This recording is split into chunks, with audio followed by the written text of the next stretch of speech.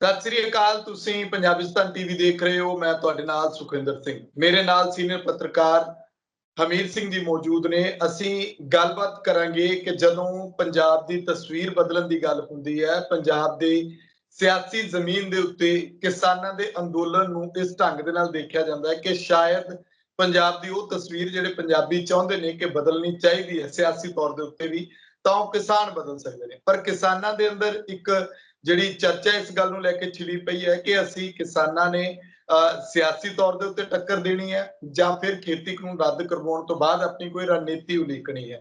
ਇੱਕ ਪ੍ਰੈਸ਼ਰ ਕਹਿ ਲਓ ਕਿ ਕਿਸਾਨਾਂ ਦੇ ਉੱਤੇ ਲਗਾਤਾਰ ਬਣਦਾ ਜਾ ਰਿਹਾ ਹੈ, ਕਿਉਂਕਿ ਅੰਦੋਲਨ ਦੀ ਸ਼ੁਰੂਆਤ ਜਿਹੜੀ ਹੈ ਉਹ ਪੰਜਾਬ ਤੋਂ ਹੋਈ ਸੀ। ਇਸ ਕਰਕੇ ਸਿਆਸੀ ਬਦਲਾਅ ਦੀ ਸ਼ੁਰੂਆਤ ਵੀ ਕਿਹਾ ਜਾ ਰਿਹਾ ਹੈ ਕਿ ਪੰਜਾਬ ਤੋਂ ਹੋਣੀ ਚਾਹੀਦੀ ਹੈ। ਪਰ ਕੀ ਇਹ ਸਮਾਂ ਠੀਕ ਹੈ? ਕਿ ਕਿਸਾਨ ਕਾਹਲੀ ਤਾਂ ਨਹੀਂ ਕਰ ਰਹੇ? ਕਿ ਕਿਸਾਨਾਂ ਨੂੰ ਸੋਚਣਾ ਕਿਸ ਢੰਗ ਨਾਲ ਚਾਹੀਦਾ? ਦੂਜੀ ਗੱਲ ਇਹਦੇ ਵਿੱਚ ਇੱਕ ਹੋਰ ਆਉਂਦੀ ਹੈ ਕਿ ਲੋਕਾਂ ਦੇ ਵਿੱਚ ਜਿਸ ਤਰ੍ਹਾਂ ਦੀ ਚਰਚਾ ਆ ਕਿ ਕੀ ਚਿਹਰਿਆਂ ਦੀ ਰਾਜਨੀਤੀ ਜਿਹੜੀ ਹੈ ਉਹ ਪੰਜਾਬ ਦਾ ਭਲਾ ਜਾਂ ਦੇਸ਼ ਦਾ ਭਲਾ ਕਰ ਸਕਦੀ ਹੈ, ਜਦੋਂ ਪੰਜਾਬ ਦੇ ਵਿੱਚੋਂ ਕੁਝ ਚਿਹਰੇ ਜਿਹੜੇ ਨੇ, ਭਾਵੇਂ ਉਹ ਕਿਸੇ ਵੀ ਪਾਰਟੀ ਦੇ ਨਾਲ ਸੰਬੰਧਿਤ ਹੋਣ, ਸਿੱਧੂ ਸਾਹਿਬ ਹੋਣ, ਬੈਂਸ ਹੋਣ, ਜਾਂ ਕੈਪਟਨ ਅਮਰਿੰਦਰ ਸਿੰਘ ਬਾਦਲ ਪਰਿਵਾਰ ਹੋ ਗਿਆ, ਆਮ ਆਦਮੀ ਪਾਰਟੀ ਚੋਂ ਭਗਵੰਤ ਮਾਨ ਹੋ ਗਏ, ਕੇਜਰੀਵਾਲ ਹੋ ਗਏ, ਮਤਲਬ ਕਿ ਚਿਹਰਿਆਂ ਦੀ ਰਾਜਨੀਤੀ ਜਿਹੜੀ ਹੈ ਕਿ ਉਹ ਪੰਜਾਬ ਨੂੰ ਕਿਸੇ ਬੰਨੇ ਲਾਏਗੀ, ਪੰਜਾਬ ਨੂੰ ਕਰਜ਼ਾ ਮੁਕਤ ਕਰੇਗੀ, ਪੰਜਾਬ ਦੇ ਵਿੱਚੋਂ ਉਹਨਾਂ ਮੁੱਦਿਆਂ ਦੇ ਉੱਤੇ ਜਿਹੜੀ ਸਿਆਸਤ ਉਭਾਰਨੀ ਚਾਹੀਦੀ ਹੈ ਉਭਾਰੀ ਜਾਏਗੀ, ਜਿਹੜੇ ਮੁੱਦੇ ਅੱਜ ਪੰਜਾਬ ਦੇ ਲਈ ਸੰਕਟ ਬਣੇ ਹੋਏ ਨੇ। ਹਮੀਰ ਸਿੰਘ ਜੀ, ਤੁਹਾਡਾ ਸਵਾਗਤ ਹੈ ਜੀ ਪੰਜਾਬਿਸਤਾਨ ਟੀਵੀ ਤੇ। ਜੀ ਸ਼ੁਕਰੀਆ।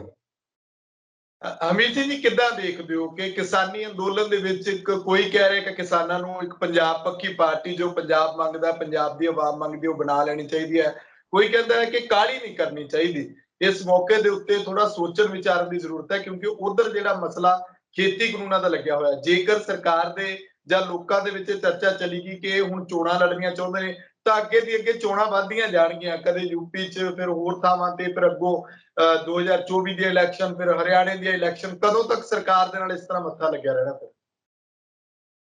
ਫਿਰ ਦੇਖੋ, ਜਿਹੜਾ ਕਿਸਾਨ ਅੰਦੋਲਨ ਲਗਾਤਾਰ 7.5 ਮਹੀਨਿਆਂ ਤੋਂ ਤਾਂ ਦਿੱਲੀ 'ਚ ਹੈ ਤੇ 2 ਮਹੀਨੇ ਇੱਥੇ ਵੀ ਹੋ ਗਏ ਸੀ, ਤੇ ਇੰਨੀ ਦੇ ਬਾਵਜੂਦ ਗਵਰਨਮੈਂਟ ਆਫ ਇੰਡੀਆ ਗੱਲ ਕਰਕੇ ਇਹਨੂੰ ਨਜਿੱਠਣ ਦੇ ਰਾਹ ਅਜੇ ਨਹੀਂ ਪੈ ਰਹੇ। ਤੇ ਇਸੇ ਦੇ ਵਿੱਚੋਂ ਕਿਸਾਨ ਅੰਦੋਲਨ ਦੀਆਂ ਧਿਰਾਂ ਨੇ ਜਾਂ ਸੰਯੁਕਤ ਕਿਸਾਨ ਮੋਰਚੇ ਨੇ ਇੱਕ ਸਿਆਸੀ ਤਰੀਕਾ ਲੱਭਿਆ ਕਿ ਗਵਰਨਮੈਂਟ ਹਮੇਸ਼ਾ ਵੋਟ ਤੋਂ ਜਾਂ ਸਿਆਸੀ ਵੋਟ ਤੋਂ ਹੀ ਚੱਲਦੀ ਹੈ, ਹੋਰ ਕੋਈ ਤਰੀਕਾ ਨਹੀਂ। ਇਸੇ ਕਰਕੇ ਉਹਨਾਂ ਨੇ ਵੈਸਟ ਬੰਗਾਲ ਤੇ ਬਾਕੀ 5 ਰਾਜਾਂ 'ਚ ਜਦੋਂ ਚੋਣਾਂ ਹੋਈਆਂ ਸੀ, ਉਦੋਂ ਜਾ ਕੇ ਕਿਹਾ ਕਿ ਬੀਜੇਪੀ ਕਿਉਂਕਿ ਸਾਡੀ ਗੱਲ ਨਹੀਂ ਸੁਣ ਰਹੀ ਕਿਸਾਨੀ ਦੀ ਓਵਰਆਲ, ਤੇ ਉਹਨੂੰ ਹਰਾਓ, ਬਾਕੀ ਜਿਹਨੂੰ ਮਰਜ਼ੀ ਵੋਟ ਦੇ। ਹੁਣ ਉਹੀ ਵਰਤਾਰਾ ਇੱਕ ਅਗਲੇ 2022 ਦੇ ਵਿੱਚ ਸ਼ੁਰੂ ਦੇ ਵਿੱਚ ਹੀ ਖੜਾ ਹੈ ਕਿ 5 ਰਾਜਾਂ ਦੀਆਂ ਵਿਧਾਨ ਸਭਾਵਾਂ ਚੋਣਾਂ, ਜਿਹ 'ਚ ਪੰਜਾਬ ਹੈ, ਯੂਪੀ ਹੈ, ਉੱਤਰਾਖੰਡ ਹੈ, ਮਨੀਪੁਰ ਹੈ ਔਰ ਗੋਆ ਹੈ। ਹੁਣ 4 ਜਗ੍ਹਾ ਤਾਂ ਕਿਸਾਨ ਉਹਨਾਂ ਨੇ ਫੈਸਲਾ ਲੈ ਲਿਆ ਲਗਭਗ। ਖਾਸ ਤੌਰ ਤੇ ਯੂਪੀ ਮੈਟਰ ਕਰਦੀ ਹੈ ਇਹਦੇ 'ਚ, ਕਿਉਂਕਿ ਯੂਪੀ ਦੇ ਵਿੱਚ 80 ਜਿਹੜੇ MP ਚੁਣ ਕੇ ਜਾਂਦੇ ਨੇ ਪਾਰਲੀਮੈਂਟ ਦੇ ਵਿੱਚ, ਤੇ ਇਸੇ ਕਰਕੇ ਉਹਨਾਂ ਨੇ ਫੈਸਲਾ ਸੰਯੁਕਤ ਕਿਸਾਨ ਮੋਰਚੇ ਨੇ ਇਹ ਕਰ ਲਿਆ ਉੱਥੇ ਤੱਕ ਕਿ ਬੀਜੇਪੀ ਹਰਾਉਣ ਦੀ ਅਸੀਂ ਮੁਹਿੰਮ ਚਲਾਵਾਂਗੇ। 5 ਸਤੰਬਰ ਨੂੰ ਮੁਜ਼ੱਫਰਨਗਰ 'ਚ ਵੱਡੀ ਰੈਲੀ ਕਰਕੇ ਫਿਰ ਪੂਰੇ ਕੰਪੇਨ ਕਰਾਂਗੇ ਬੀਜੇਪੀ ਨੂੰ ਹਰਾਉਣ ਦੇ ਲਈ, ਜੇ ਸਾਡਾ ਸਮਝੌਤਾ ਨਹੀਂ ਹੁੰਦਾ ਕੋਈ ਉਸ ਸਮੇਂ ਤੱਕ। ਪਰ ਅਗਲੀ ਗੱਲ ਹੁਣ ਜਿਹੜੀ ਅਸਲ 'ਚ ਫਸੀ ਹੋਈ ਗੱਲ ਹੈ ਉਹ ਪੰਜਾਬ ਨਾਲ ਸੰਬੰਧਿਤ ਹੈ, ਕਿਉਂਕਿ ਅੰਦੋਲਨ ਵੀ ਪੰਜਾਬ ਤੋਂ ਸ਼ੁਰੂ ਹੋਇਆ ਸੀ ਤੇ ਪੰਜਾਬ ਦੇ ਵਿੱਚ ਬੀਜੇਪੀ ਅਜੇ ਕੋਈ ਐਡੀ ਵੱਡੀ ਧਿਰ ਵੀ ਨਹੀਂ ਹੈ ਜਿਹੜੀ ਤੁਰੰਤ ਸੱਤਾ 'ਚ ਹੋਵੇ ਜਾਂ ਹੁਣ ਹੋਵੇ ਜਾਂ ਤੁਰੰਤ ਆਉਣ ਵਾਲੀ ਹੋਵੇ। ਤੇ ਉਸੇ ਕਰਕੇ ਪੰਜਾਬ ਦੇ ਵਿੱਚ ਜਿਹੜੀਆਂ ਮੇਨ ਧਿਰਾਂ ਨੇ 4 ਪਾਰਟੀਆਂ 'ਚੋਂ, 4 ਗਰੁੱਪਾਂ 'ਚੋਂ, ਕਾਂਗਰਸ ਹੈ, ਅਕਾਲੀ BSP ਅਲਾਇੰਸ ਹੈ, ਜਾਂ ਬੀਜੇਪੀ ਆਪਣੇ ਪੱਧਰ ਤੇ ਜੋ ਵੀ ਕਰੂ, ਜਾਂ ਆਮ ਆਦਮੀ ਪਾਰਟੀ, ਜਿਹੜੀਆਂ ਪਾਰਟੀਆਂ ਨੂੰ ਇਹ ਮੰਨਿਆ ਜਾ ਰਿਹਾ ਜਿਹੜੇ ਦਾਅਵੇਦਾਰੀ ਕਰਦੀਆਂ ਨੇ ਆਪਣੀ। ਤਾਂ ਹੁਣ ਪੰਜਾਬ ਦੇ ਲੋਕਾਂ ਦਾ ਇੱਕ ਬੜੇ ਲੰਮੇ ਸਮੇਂ ਤੋਂ ਖਾਹਿਸ਼ ਹੈ, ਉਹ ਖਾਹਿਸ਼ ਅੱਜ ਦੀ ਨਹੀਂ ਹੈ, ਕਾਫੀ ਦੇਰ ਤੋਂ ਹੈ ਕਿ ਪੰਜਾਬ ਨੂੰ ਉਹਦੇ ਸਮੱਸਿਆਵਾਂ ਦੇ ਹਾਣ ਦੀ ਜਾਂ ਪੰਜਾਬ ਦੇ ਲੋਕਾਂ ਦੀ ਜਿਹੜੀ ਤਲਾਸ਼ ਹੈ ਉਹਦੇ ਮੇਚ ਆਉਂਦੀ। ਕੋਈ ਨਾ ਸਿਆਸਤ ਮਿਲੀ ਹੈ ਤੇ ਨਾ ਸਿਆਸੀ ਜਿਹੜੀ ਕੋਈ ਇਹੋ ਜਿਹੀ ਪਾਰਟੀ ਮਿਲੀ ਹੈ ਜਿਹੜੀ ਉਹਨਾਂ ਦੀਆਂ ਭਾਵਨਾਵਾਂ ਨੂੰ ਸੰਤੁਸ਼ਟ ਕਰ ਸਕਦੀ ਹੋਵੇ ਜਾਂ ਸਮੱਸਿਆਵਾਂ ਨੂੰ ਸੁਲਝਾ ਸਕਦੀ ਹੋਵੇ। ਇਸੇ ਕਰਕੇ ਜਦੋਂ ਵੀ ਕਦੇ ਮੌਕਾ ਆਇਆ ਪੰਜਾਬ ਦੇ ਲੋਕਾਂ ਲਈ, ਉਦੋਂ ਉਹਨਾਂ ਨੇ ਕੋਸ਼ਿਸ਼ ਕੀਤੀ ਔਰ ਪ੍ਰੈਕਟੀਕਲ ਦਿਖਾਇਆ ਕਰਕੇ ਕਿ ਸਾਡੀ ਤਮੰਨਾ ਕੀ ਹੈ, ਅਸੀਂ ਕੀ ਚਾਹੁੰਦੇ ਹਾਂ।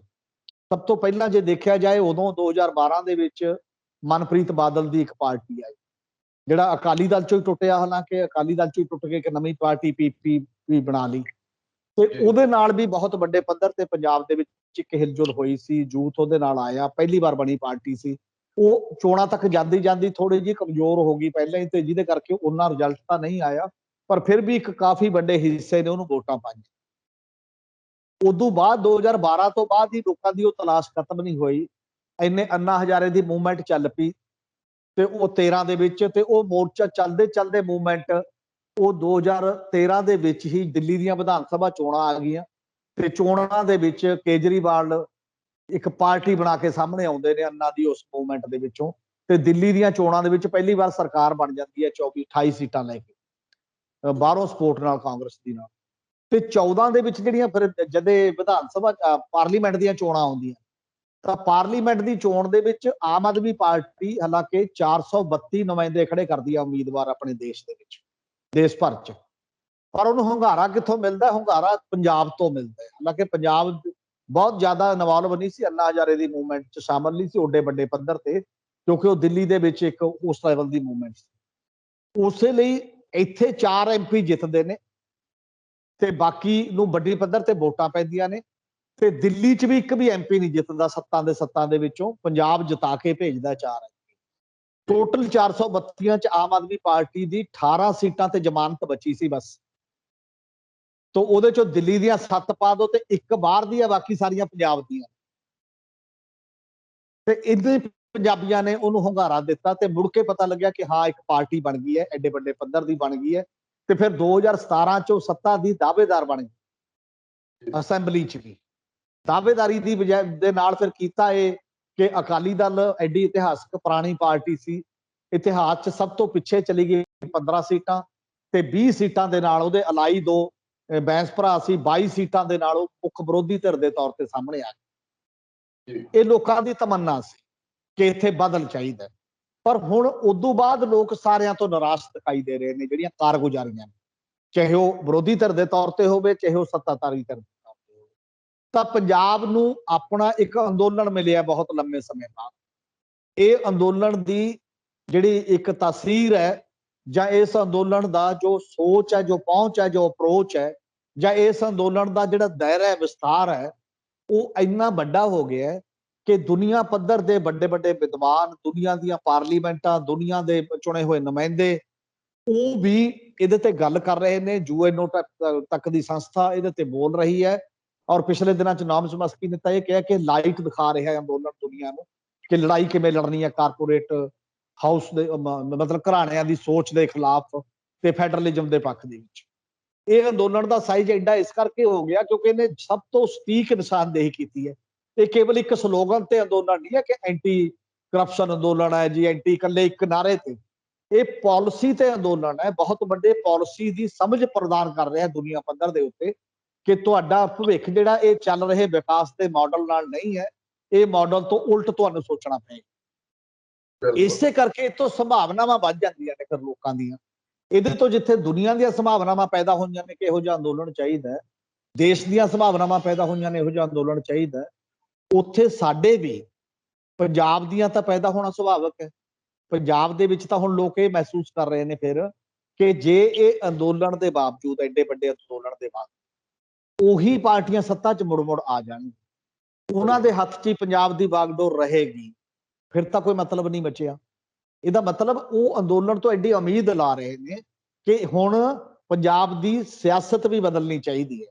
ਪੰਜਾਬ ਦੀ ਸਿਆਸਤ ਤਾਂ ਇਹ ਅੰਦੋਲਨ ਬਦਲ ਰਿਹਾ ਹੈ ਤੋਂ ਪਹਿਲਾਂ ਹੀ, ਕਿਉਂਕਿ ਤੁਸੀਂ ਦੇਖੋ ਕਿ ਤੇਲ ਦੀਆਂ ਕੀਮਤਾਂ ਤੇ ਵੀ ਜੇ ਕੋਈ ਲੜ ਰਿਹਾ ਤਾਂ ਅੰਦੋਲਨ ਲੜ ਰਿਹਾ ਹੈ, ਕਿਸਾਨ ਅੰਦੋਲਨ ਨੇ ਸੱਦਾ ਦਿੱਤਾ ਹੈ। ਔਰ ਜੇਕਰ ਸਰਕਾਰ ਦੀ ਰਿਟ ਨੂੰ ਕੋਈ ਚੈਲੰਜ ਕਰ ਰਿਹਾ, ਚਾਹੇ ਉਹ ਟੋਲ ਪਲਾਜ਼ੇ ਬੰਦ ਨੇ, ਚਾਹੇ ਉਹ ਕਾਰਪੋਰੇਟ ਦੇ ਬਾਕੀ ਧੰਦੇ ਬੰਦ ਨੇ, ਉਹ ਵੀ ਇਹ ਅੰਦੋਲਨ ਕਰ ਰਿਹਾ ਹੈ।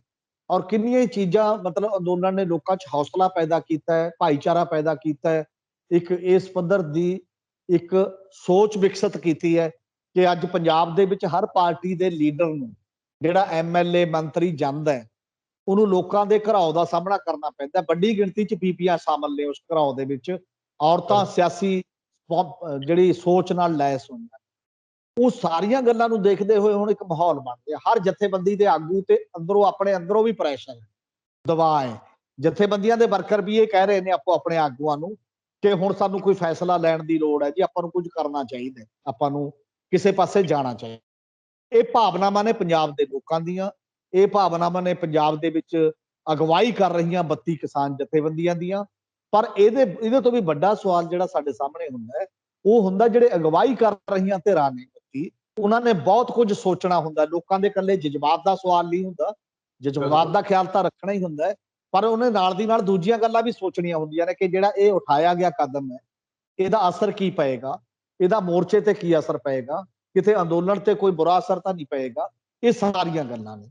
ਮੇਰਾ ਖਿਆਲ ਹੈ ਸੰਯੁਕਤ ਜਿਹੜੇ 32 ਜਥੇਬੰਦੀਆਂ ਨੇ ਪੰਜਾਬ ਦੀਆਂ, ਉਹ ਔਰ ਪੰਜਾਬ ਦੇ ਜਿਹੜੇ ਸੁਹਿਰਦ ਲੋਕ ਨੇ ਸਾਰੇ ਉਹਨਾਂ ਦੇ ਨਾਲ ਖੜੇ ਹੋਏ ਨੇ, ਉਹ ਇਹ ਤਾਂ ਸੋਚ ਰਹੇ ਨੇ ਕਿ ਅੰਦੋਲਨ ਦੀ ਕੀਮਤ ਤੇ ਕੋਈ ਫੈਸਲਾ ਨਹੀਂ ਹੋਣਾ ਚਾਹੀਦਾ ਇਹੋ ਜਿਹਾ ਜਿਹਦੇ ਨਾਲ ਅੰਦੋਲਨ ਕਮਜ਼ੋਰ ਹੋ। ਅੰਦੋਲਨ ਬਣਿਆ ਰਹਿਣਾ ਚਾਹੀਦਾ ਹੈ, ਸਭ ਤੋਂ ਮਜ਼ਬੂਤੀ ਨਾਲ ਬਣਿਆ ਰਹਿਣਾ ਚਾਹੀਦਾ ਹੈ, ਉਹਦੇ 'ਚ ਕੋਈ ਦਫਾੜ ਨਹੀਂ ਪੈਣਾ ਚਾਹੀਦਾ, ਉਹਦਾ ਦਬਦਬਾ ਕਾਇਮ ਰਹਿਣਾ ਚਾਹੀਦਾ। ਇੱਕ ਤੇ ਮੇਰਾ ਖਿਆਲ ਹੈ ਆਮ ਸਹਿਮਤੀ ਹੈ ਇਸ ਗੱਲ ਜੀ ਜੀ।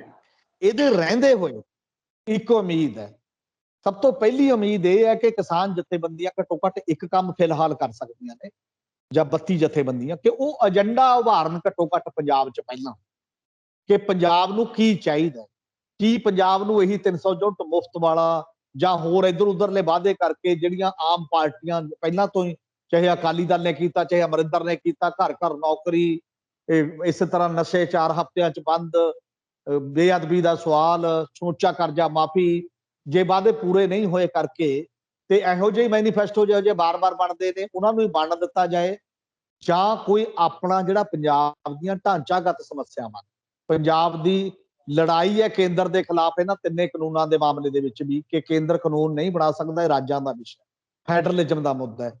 ਉਹ ਫੈਡਰਲਿਜ਼ਮ ਦਾ ਮੁੱਦਾ ਪੰਜਾਬ ਦੀ ਚੋਣ ਦਾ ਮੁੱਦਾ ਕਿਉਂ ਨਾ ਹੋਵੇ, ਇਹ ਕਿਸਾਨ ਜਥੇਬੰਦੀਆਂ ਉਭਾਰ ਸਕਦੀਆਂ ਨੇ।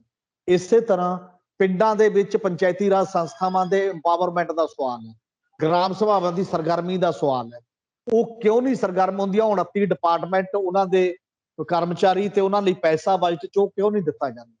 ਇਸੇ ਤਰ੍ਹਾਂ ਮਨਰੇਗਾ ਵਰਗੀ ਸਕੀਮ ਹੈ, 19 ਲੱਖ ਤੋਂ ਬਾਅਦ ਕਾਰਡ ਬਣੇ ਨੇ ਦਲਿਤਾਂ ਦੇ ਖਾਸ ਤੌਰ ਦੇ ਉੱਤੇ, ਤੇ ਬਾਕੀ ਇਹ ਮਤਲਬ ਪੰਜਾਬ ਦਾ ਵਾਤਾਵਰਣ, ਪੰਜਾਬ ਦੀ ਸਿਹਤ ਤੇ ਪੰਜਾਬ ਦੇ ਰੁਜ਼ਗਾਰ 'ਚ ਵੱਡਾ ਯੋਗਦਾਨ ਦੇ ਸਕਦੀ ਹੈ।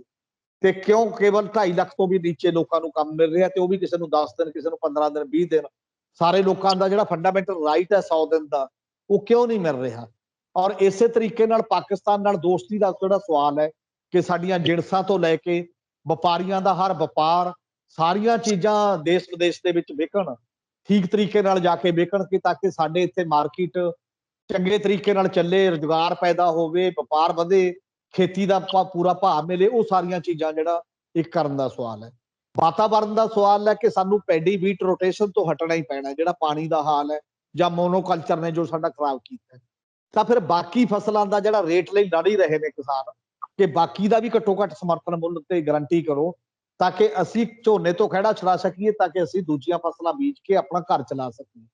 ਇਹ ਮੁੱਦੇ ਨੇ ਏਜੰਡੇ ਦੇ ਤੌਰ ਤੇ। ਮੇਰਾ ਖਿਆਲ ਹੈ ਕਿਸਾਨ ਅੰਦੋਲਨ ਨੂੰ ਘੱਟੋ ਘੱਟ ਘਰ ਘਰ ਪਹੁੰਚਾਉਣ ਦਾ ਸਵਾਲ ਹੈ। ਇਹਨਾਂ ਤੇ ਜੇ ਰਵਾਇਤੀ ਪਾਰਟੀਆਂ ਤੋਂ ਲੋਕ ਸਵਾਲ ਕਰਨਗੇ ਕਿ ਕਿੱਥੋਂ ਆਏਗਾ, 2,60,000 ਕਰੋੜ ਦਾ ਕਰਜ਼ਾਈ ਹੈ ਪੰਜਾਬ ਦਾ ਖਜ਼ਾਨਾ ਹੁਣ, ਔਰ ਇਹ 2,73,000 ਕਰੋੜ ਤੇ ਚਲਾ ਜਾਣਾ ਹੁਣੇ, ਮਤਲਬ ਕਿਹਾ ਜਾ ਰਿਹਾ ਕਿ ਅਗਲੇ 5-4 ਮਹੀਨਿਆਂ ਦੇ ਵਿੱਚ ਹੀ।